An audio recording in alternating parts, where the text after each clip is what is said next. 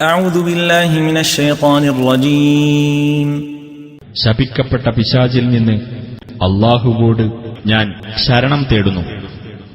يا أيها الذين آمنوا إنما المشركون نجس فلا يقربوا المسجد الحرام بعد عامهم هذا وإن خفتم عيلة فسوف يغنيكم الله من فضله إن شاء إن الله عليم حكيم.